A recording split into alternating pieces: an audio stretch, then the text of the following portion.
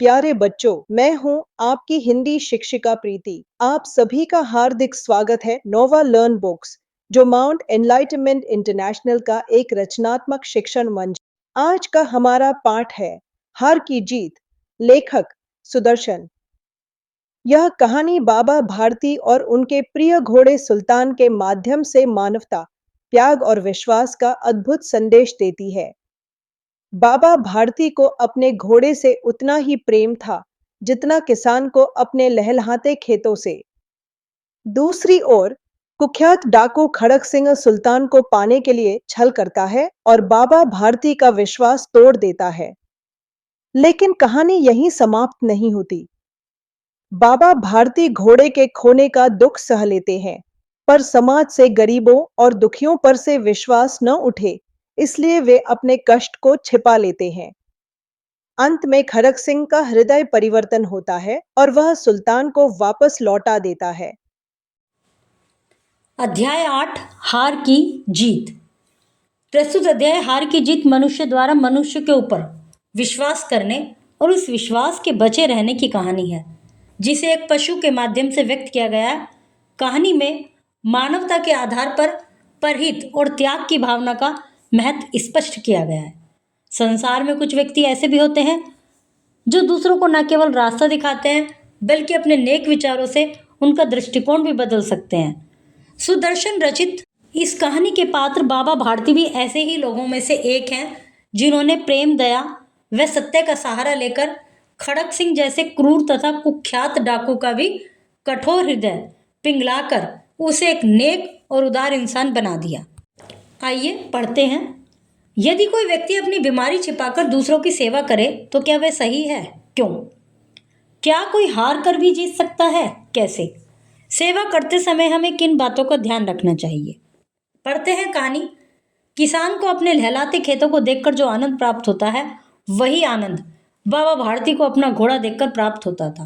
मतलब किसान के जब खेत में अच्छी सी फसल हो जाती है ना, तो उसे बड़ी खुशी मिलती है, भाई मेरी मेहनत कामयाब हो गई। वैसी ही खुशी बाबा भारती एक व्यक्ति हैं, उनको अपने घोड़े को देखकर मिलती थी। उनका घोड़ा बहुत सुंदर बलवान था। उसके जोड़ का घोड़ा दूसरे इलाके में, मतलब सारे इलाके में दूसरा न था। बाबा भारती उसे सुल्तान कहकर पुकारते थे। उन्होंने अपना सब कुछ छोड़ दिया था।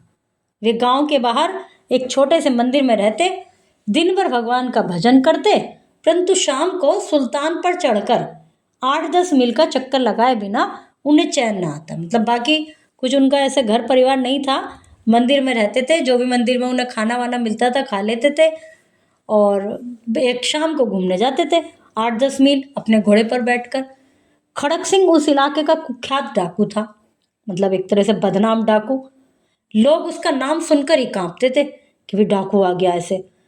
जब सुल्तान की कीर्ति उसके कानों में तक पहुंची तो उससे रहा ना गया। लोग उस सुल्तान ने के बारे में खड़क सिंह को भी पता चला, भाई ऐसे ऐसे एक महात्मा रहता है, उसके पास एक घोड़ा है और वो मंदिर में रहता है। तो उसने सोचा देख के तो आऊं। एक दिन वह दोपहर को बाबा भारती के पास पहुंचा और उन्हें नमस्कार करके बैठ गया। बाबा भारती ने पूछा, खड़क सिंह क्या हाल है, आज इधर कैसे? अब बाबा भारती को तो समझ गए, उसको देख के पूछा उन्होंने यहाँ कैसे आ गए भाई। तो सुल्तान की चाह खींच लाई। बड़ी प्रशंसा सुनी है मैंने इसकी, कहते हैं देखने में बड़ा सुंदर है। हंसते हुए खड़क सिंह बोला। खड़क सिंह ने बता दिया, भाई मैं तो इसको देखना आया हूँ, मैंने इसकी बहुत बात सुनी है। खड़क सिंह के मुंह से सुल्तान की प्रशंसा सुनकर बाबा बहुत खुश हुए और खड़क सिंह को लेकर अस्तबल में पहुंचे। दिखा दिया, आ जाओ चलो तुम्हें दिखाता हूँ अपना घोड़ा। बाबा ने घमंड से घोड़ा दिखाया। खड़क सिंह ने आश्चर्य से घोड़ा देखा। उसने सहस्त्रों घोड़े देखे थे, मतलब हजारों घोड़े देखे थे पहले भी, परंतु ऐसा बांका, मतलब ऐसा जवान घोड़ा, सुंदर घोड़ा उसकी आंखों में ने कभी न गुजरा था। मतलब उसकी आंखों ने कभी नहीं देखा था। ये समझिए कि उसने कभी देखा नहीं था इतना सुंदर घोड़ा। वह सोचने लगा, भाग्य की बात है, ऐसा घोड़ा खड़क सिंह के पास होना चाहिए था। भाई मैं डाकू हूँ, मुझे जरूरत पड़ती है ऐसी चीज़ों की, भला इस साधु को क्या मतलब इन चीज़ों से। फिर वह बोला, बाबा जी इसकी चाल ना देखी तो क्या देखा, जरा चलाकर तो दिखाओ। यह सुनकर बाबा घोड़े को खोलकर बाहर ले आए और उस पर सवार होकर थोड़ी दूर घूम के आ गए। उसकी चाल देखकर खड़क सिंह मुग्ध हो गया और वहाँ से जाते जाते बोला, बाबा जी यह घोड़ा आपके पास न रहने दूंगा मैं। डाकू की बात सुनकर बाबा भारती डर गए। उन्हें रात में नींद भी नहीं आती थी। इस चक्कर में सारी रात अस्तबल की रखवाली में कटने लगी। वहीं ध्यान रखते थे कि भाई कोई मेरे घोड़े को न चुरा ले। खड़क सिंह प्रतिक्षण खड़क सिंह का भय लगा रहता था, प्रतिक्षण हर पल। कई मास बीत गए, वह नहीं आया। तब बाबा भारती उसकी ओर से कुछ निश्चित हो गए। अब उन्होंने समझा हो सकता है वैसे कह रहा हूँ ना आए। रोज की तरह एक दिन संध्या समय बाबा भारती सुल्तान की बीट पर सवार होकर घूमने जा रहे थे। सहसा एक आवाज आई, ओ बाबा जरा इस कंगले की बात सुनते जाना। जो वो शाम को जैसे 8-10 मील घूम के आते हैं घोड़े पर, तो ऐसे ही जा रहे थे। पीछे से आवाज आई, कंगला मतलब भिखारी गरीब ऐसे। बाबा ने घोड़े को घुमाया तो देखा एक अपाहिज वृक्ष की छाया में पड़ा करहा रहा था। अपाहिज जैसे चोट फोट लग रही हो, कोई अंग खराब हो ऐसे। उन्होंने पूछा, क्यों तुम्हें क्या कष्ट है? अपाहिज ने हाथ जोड़कर कहा, बाबा मैं दुखिया हूँ, मुझ पर रहम करो। रामावाला यहाँ से 3 मील दूर है, जगह का नाम है रामावाला। वो 3 मील दूर है, मुझे वहाँ छोड़ दो, घोड़े पर चढ़ा लो, परमात्मा तुम्हारा भला करेगा। वे अपने घोड़े पर बैठा कर छोड़ दो। बाबा भारती ने घोड़े से उतरकर उस अपाहिज को घोड़े पर सवार किया और स्वयं उसकी लगाम पकड़कर धीरे धीरे चलने लगे।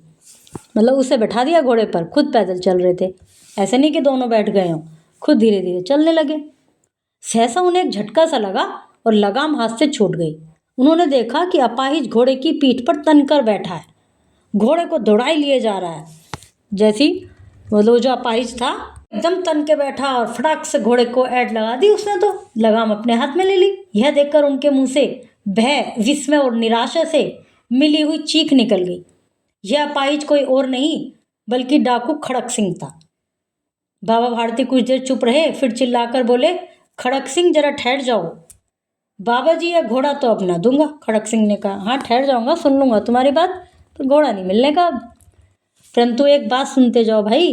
खड़क सिंह, बाबा की आवाज़ सुनकर खड़क सिंह रुक गया। उसने सोचा सुन लेते हैं क्या कह रहे हैं ये।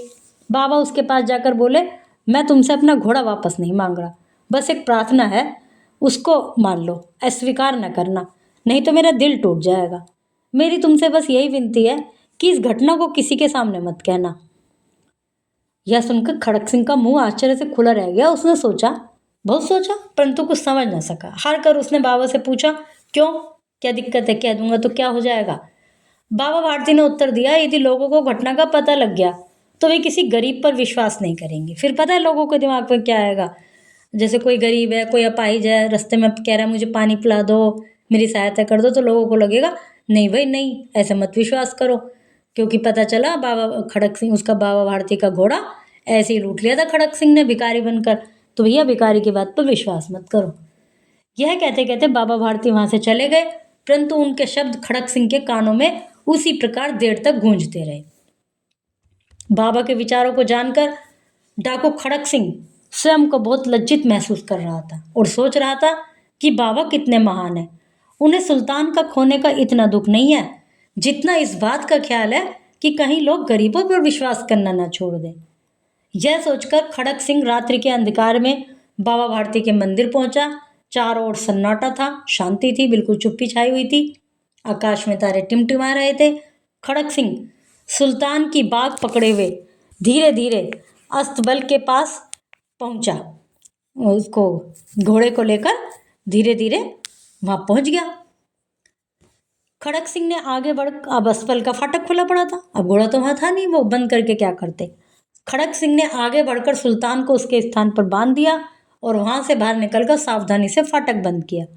उस समय उसकी आंखों में पश्चाताप के आंसू थे। पश्चाताप मतलब अपने किए को गलत मानना, महसूस करना, दुख होना। चौथा पैर होते ही बाबा भारती ने अपनी कुटिया से बाहर निकलकर ठंडे जल से स्नान किया।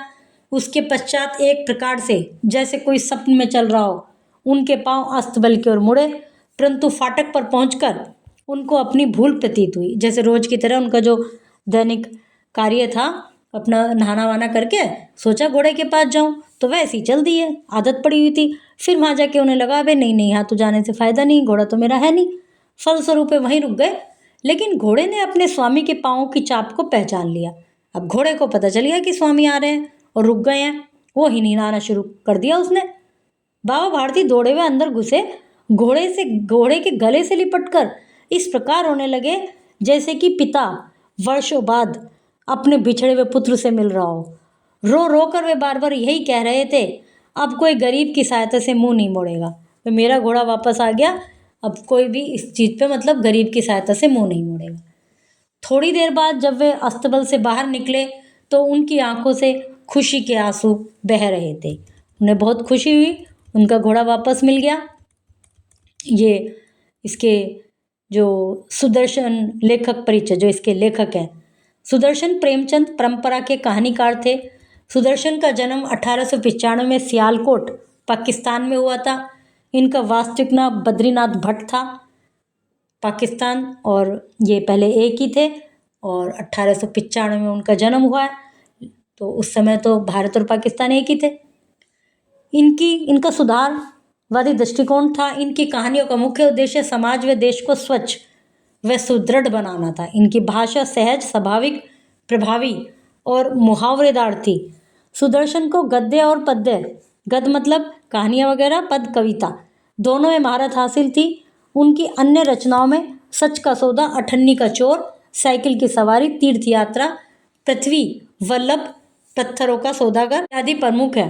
सुदर्शन फिल्मों के लिए पटकथा और गीत भी लिखते थे। सन 1967 में इस महान साहित्यकार का निधन हो गया। विश्व में लगभग 6 करोड़ घोड़े हैं। इन्हें लगभग 6000 वर्ष पूर्व मनुष्य ने पहली बार पालना शुरू किया था। अंग्रेजी में नर घोड़े को स्टेलियन और मादा घोड़ी को मेयर कहते हैं। युवा घोड़े को कोल्ट और युवा घोड़ी को फिली कहते हैं। छोटे घोड़े को पोनीस कहते हैं। घोड़े की लगभग 300 से अधिक नस्लें हैं। अरबी नस्ल को घोड़ों की सबसे पुरानी नस्ल माना जाता है। दूसरे घोड़ों की तुलना में अरबी घोड़ों की पसली में एक हड्डी कम होती है। यदि घोड़ों के कान का पिछला हिस्सा ठंडा लग रहा हो तो समझ लेना चाहिए कि घोड़े को ठंड लगी है।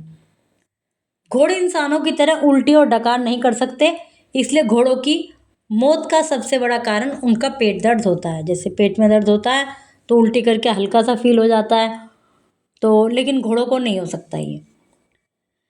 घोड़े खड़े खड़े सो सकते हैं और लेट कर सोने से उनके पेट के अंगों पर दबाव पड़ता है जो उनके लिए हानिकारक है। घोड़े पैदा होने के कुछ ही घंटे बाद ठीक से चलने लगते हैं। अक्कड़ मक्कड़ केवल पढ़ने के लिए, राइम से पढ़ेंगे इसको। अक्कड़ मक्कड़ धूल में धक्कड़, दोनों मूर्ख दोनों अक्खड़, हाट से लौटे ठाट से लौटे, एक साथ एक बाट से लौटे। बात बात में बात ठन गई, वहाँ उठी और मूछ तन गई। इसने उसकी गर्दन भींची, इसने उसकी दाढ़ी खींची। अब वह जीता, अब यह जीता, दोनों का बढ़ चला फजीता। लोग तमाशाई जो ठहरे, सबके खिले हुए थे चेहरे। इसमें अक्कड़ बक्कड़ दो लड़के हैं, दोनों की लड़ाई हो गई। हाट से, बाजार से लौट रहे थे, ठाट से लौट रहे थे, बिल्कुल बढ़िया आराम से लौट रहे थे, कोई प्रॉब्लम नहीं थी, सब कुछ बढ़िया था। एक साथ आ रहे थे दोनों, किसी बात पे दोनों की लड़ाई हो गई और बात बात में ही दोनों की मूंछें तन गई कि मैं बड़ा मैं महान। और वहाँ उठी, हाथ मारने चलाने शुरू कर दिए, गर्दन भींच दी एक ने एक की, उसने फिर जिसकी गर्दन भींची थी उसने उसकी दाढ़ी खींच दी दूसरे की। तो दोनों को देख के लग रहा अब ये जीतेगा, ओह नहीं नहीं ये जीतेगा। इस प्रकार दोनों की लड़ाई बढ़ती चली गई और लोग जो हैं, जो तमाशा देख रहे हैं, वो अपना हंस हंस के इस लड़ाई को देख रहे हैं। कोई भी उनको छुड़ाने की कोशिश नहीं कर रहा, कोई भी उनको समझाने की कोशिश नहीं कर रहा। मगर एक को ईता फक्कड़, मन का राजा कर्रा कक्कड़, बढ़ा भीड़ को चीर चार कर, बोला ठहरो गला फाड़ कर। अक्कड़ मक्कड़ धूल में धक्कड़, दोनों मूर्ख दोनों अक्कड़, गर्जन गूंजी रुकना पड़ा, सही बात पर झुकना पड़ा। उसने कहा सही वाणी में, डूबो चुल्लू भर पानी में, ताकत लड़ने में मत खो, चलो भाईचारे को बो। मतलब दोनों जब भीड़ तमाशा देख रही है खड़ी हुई, तो उसमें एक फक्कड़ आदमी था, मतलब फक्कड़ मस्त मौला सा, नाम था उसका कक्कड़, और भीड़ को चीरता हुआ आगे आया और बहुत जोर से बोल के चिल्लाया, ठहरो लड़ो मत। अब ये जो अक्कड़ मक्कड़ थे दोनों थे तो मूर्ख, लेकिन फिर भी इतनी गर्जना, इतनी ज़ोर से वो बोला कि उन दोनों को रुकना पड़ा। जब वो रुका तो इसने ज़ोर से आवाज़ में कहा, कक्कड़ ने, कि चुल्लू भर पानी में डूब मरो, अपनी ताकत लड़ने में खो रहे हो, थोड़ा सा भाईचारे का को अपनाओ, क्या मूर्खों की तरह लड़ रहे हो। खाली सब मैदान पड़ा है, आफत का शैतान खड़ा है, ताकत ऐसे ही मत खो, चलो भाईचारे को बो। सुनी मूर्खों ने है वाणी, दोनों जैसे पानी पानी, लड़ना छोड़ा अलग हट गए, लोग शर्म से गले छट गए। सबको नाहक लड़ना अखरा, ताकत भूल गई सब नखरा, गले मिले तब अक्कड़ मक्कड़, खत्म हो गया धूल में धक्कड़। उसने आगे उनको समझाया कि अपना जो आफत का शैतान जो खड़ा है तुम्हारे अंदर, उसको हटाओ, इस ताकत को वेस्ट मत करो, भाईचारे को बो। जब दोनों मूर्खों ने बात सुनी तो दोनों पानी पानी हो गए, मतलब शर्म आ गई उनको और लड़ना छोड़ के अलग अलग हो गए। और जो लोग थे जो तमाशा देख रहे थे, उन्हें भी थोड़ी शर्म सी आई कि वे हम कितने मूर्ख हैं, यहाँ खड़े हुए तमाशा देख रहे हैं। वे भी छट गए, दूर दूर हो गए। फिर सबको लगा कि हाँ, बेमतलब में क्यों लड़ रहे हैं। और लेकिन उनके अंदर की जो ताकत थी ना, उसने उनकी बुद्धि को भ्रष्ट कर दिया था। फिर जो अक्कड़ मक्कड़ थे वो दोनों भी शांत हो गए, दोनों एक दूसरे से गले मिले और उनका जो झगड़ा था वो खत्म हो गया। पढ़कू की सूझ। एक पढ़क्कू बड़े तेज थे, तर्कशास्त्र पढ़ते थे, जहाँ ना कोई बात वहाँ भी नई बात गढ़ते थे। एक रोज वे पड़े फिक्र में, समझ कुछ नहीं पाए, घूमता है कोल्हू में बैल, कैसे बिना चलाए। कई दिनों तक रहे सोचते, मालिक बड़ा गजब है, सिखा बैल को रखा इसने, निश्चय ही कोई ढब है। आखिर एक रोज मालिक से पूछा उसने, ऐसे अजी बिना देखे लेते तुम जान भेद ये कैसे। कोल्हू का यह बैल तुम्हारा चलता या अकड़ता है, रहता है घूमता, खड़ा हो या पागुर करता है। मालिक ने यह कहा, अजी इसमें क्या बड़ी बात है, नहीं देखते क्या गर्दन में घंटी एक पड़ी है। जब तक यह बजती रहती है मैं ना फिक्र करता हूँ, हाँ जब बजती नहीं दौड़कर तनिक पूंछ धरता हूँ। कहा पड़क्कू ने सुनकर, तुम रहे सदा के कोरे, बेवकूफ मातिंक की बात समझ सको थोड़े।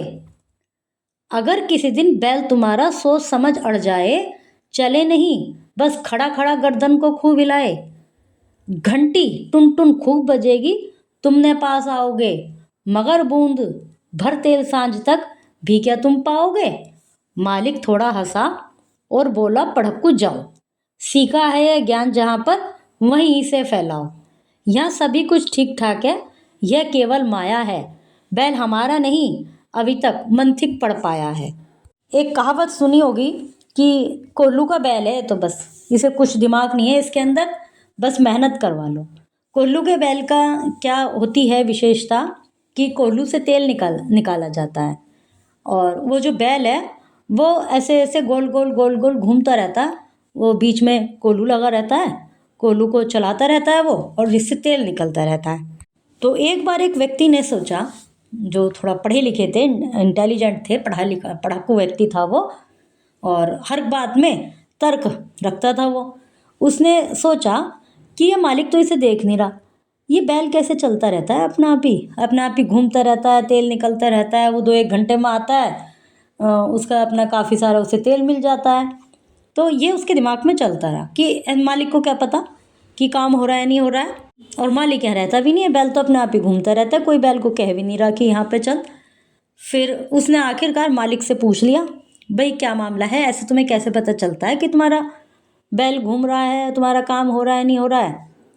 तो उस मालिक ने उसको बताया कि देखो ऐसा है, इसके गले में घंटी बंधी हुई है, जब ये चलता है तो वो घंटी बजती रहती है, जब मुझे घंटी की आवाज़ आती रहती है मैं अपना आराम से सोता रहता हूँ, यदि घंटी की आवाज़ बंद हो जाती है तो मुझे लगता है कि ये रुक गया, फिर मैं आके इसकी पूँछ पे मारता हूँ, जैसे पूँछ पकड़ के हिला देता हूँ, तो वही एक तरह से मारना हो गया। जैसे मारता नहीं है बिल्कुल, पर पूँछ पे धरता है, जैसे पीछे कमर पे हाथ मार देता है। तो अब ये जो पढ़ाकू थे ये बोले, अरे तुम्हारी तो ये जो ट्रिक है ना ये फेल हो जाएगी, अभी बैल जो है तुम्हारा थोड़ा सा बेचारा सीधा है, कोल्हू का बैल है, बस इसे मेहनत करने का पता है, दिमाग यूज़ नहीं करता ये। यदि ये ऐसे भी कर ले कि खड़ा खड़ा गर्दन ही हिलाता रहे तो तुम तो सोचोगे भैया बैल चल रहा है और तुम्हें तेल मिलने का नहीं है।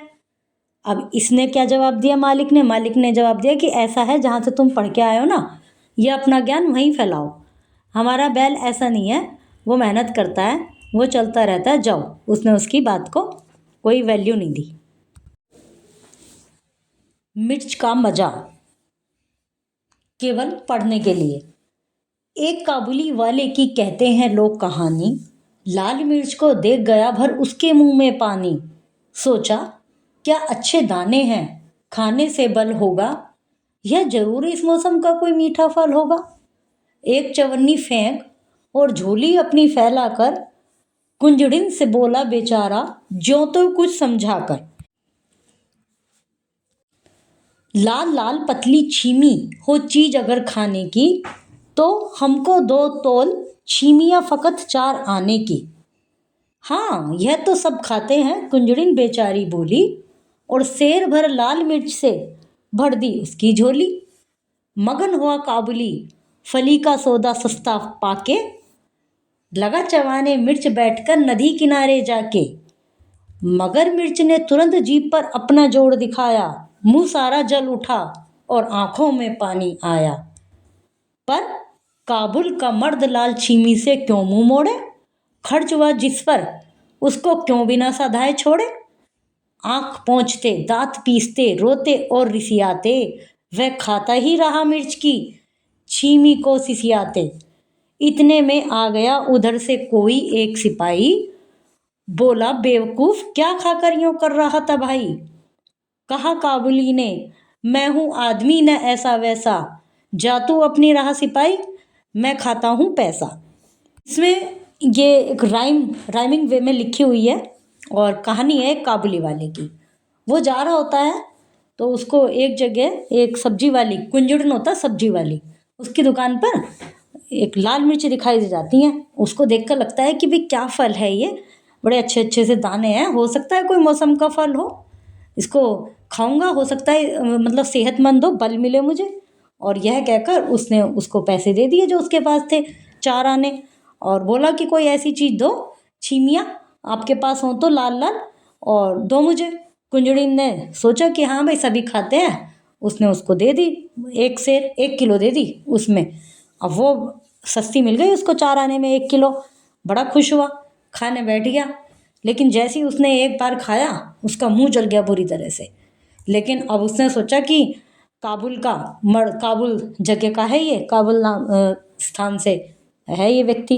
अब उनने सोचा कि मैं ऐसे थोड़ी डर जाऊंगा, मुंह जल गया तो मैंने पैसे वेस्ट करें, पैसे थोड़ी अपने वेस्ट होने दूंगा, मैं तो खाऊंगा इसको चाहे मुंह जले चाहे कुछ हो। और फटाफट से खाता रहा। इतने में उधर से एक सिपाही आ गया, उसने बोला भाई क्या खा रहे हो, इतना मुंह जल रहा है, क्यों बेकार में खा रहे हो इनको। तो वो बोला जा जा तू अपना काम कर, सिपाही से बोला मैं अपना पैसा खा रहा हूँ, मैंने खर्च करा है उसको, उसका पूरा तुष्टिगुण प्राप्त करूंगा, फेंकूंगा नहीं। प्रिय बच्चों, यह कहानी हमें सिखाती है कि सच्ची जीत हार में भी छिपी हो सकती है। प्रेम, करुणा और विश्वास की शक्ति सबसे कठोर हृदय को भी बदल सकती है। अगली कक्षा में हम फिर मिलेंगे एक और प्रेरक कहानी के साथ।